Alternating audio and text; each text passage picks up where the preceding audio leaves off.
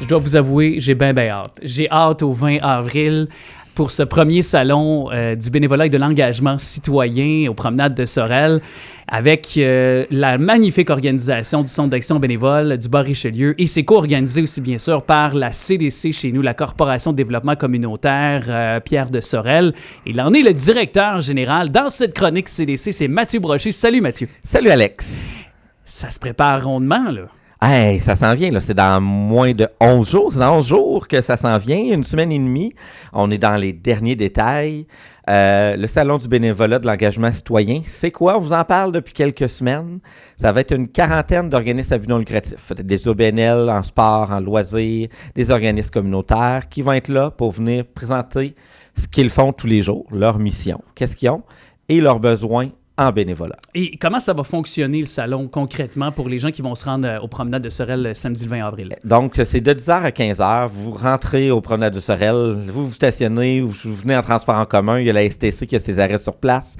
Vous rentrez par quelle porte? On va être situé entre le mail central et le magasin Warner's pour les habitués des promenades de Sorel.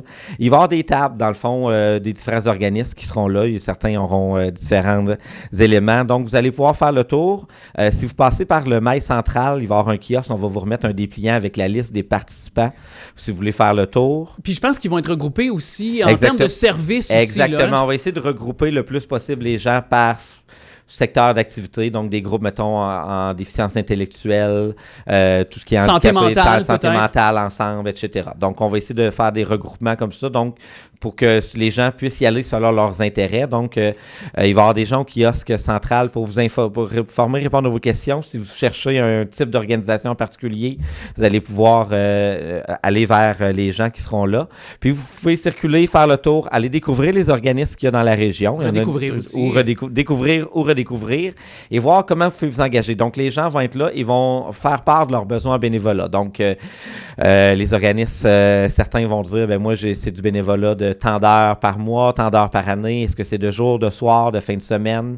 Est-ce que c'est récurrent? Est-ce que c'est une fois par année, une fois par semaine, une fois par mois? Donc, l'huile de coude ou du jus de façon cerveau, cérébrale, de l'huile de coude ou du jus de cerveau, de quel type de bénévolat. Donc, les gens pourront circuler, voir ce qui répond à leurs besoins, puis de juste découvrir des organismes de la région pour voir ce que les gens font. Et peut-être, des fois, c'est peut-être pas du bénévolat, mais c'est peut-être devenir membre d'un organisme puis profiter de sa mission. Faire partie d'un CA aussi. Exactement. C'est une autre forme de bénévolat, ça aussi. Oui, là. puis les conseils d'administration, ça peut paraître bien... aride. Mais c'est des rencontres, généralement, là, ça dépend des organismes, là, souvent c'est mensuel, des fois un petit peu aux 6 semaines. C'est souvent 2-3 heures de rencontre et c'est accessible à n'importe qui. Il y a des formations qui existent pour comprendre son rôle d'administrateur. Mais tu sais, on prend des décisions. Oui, on a un rôle de surveillance auprès de l'organisation, mais c'est accessible à tout. Puis il y a toujours l'accompagnement des autres administrateurs, administratrices, de la direction générale qui est là aussi pour accompagner le conseil d'administration dans son rôle. Puis moi, j'en ai fait beaucoup de CA. J'en ai encore un duquel je siège et pour moi, ça a été que des belles rencontres.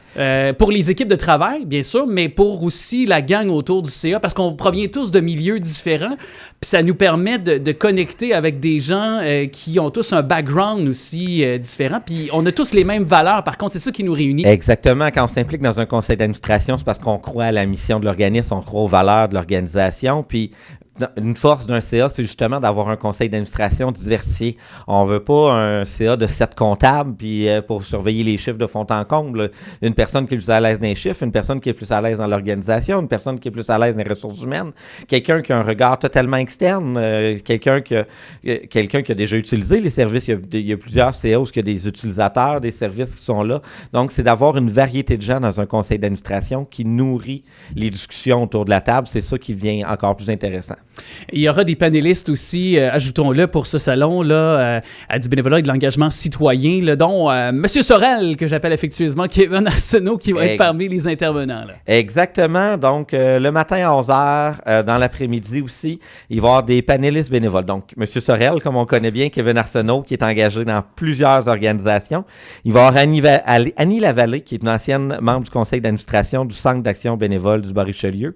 On a Jean-Charles Gouin de l'Association des personnes personnes handicapées, qui va montrer son rôle de personne engagée auprès d'une organisation, un peu comme utilisateur. Il va y avoir Charles Frenette du groupe Scout, qui devrait être aussi avec un jeune scout. Et on a Jamila Ben Moufok, excusez, du club d'animation féminine, qui est aussi impliqué dans plein d'organisations. Puis là, on a des panélistes diversifiés pour justement montrer, on peut être une personne issue de l'immigration comme Jamila, on peut avoir un jeune père de famille comme Kevin qui réussit à s'engager malgré tout. On a Jean-Charles, qui est une personne en situation de handicap qui malgré tout reste actif dans la société. Donc, on a des gens d'horizons différents. Et CJSO, on sera sur place. Je serai là avec plaisir, non seulement pour assurer la présidence d'honneur que vous m'avez confiée, merci beaucoup, puis aussi pour faire une émission spéciale en direct sur place. Exactement. Alors, pour les gens qui ne pourront pas se déplacer, vous pouvez suivre le tout en direct des promenades de Sorel. Puis sinon, il y aura moyen de s'engager en bénévolat ou en s'engager auprès des groupes.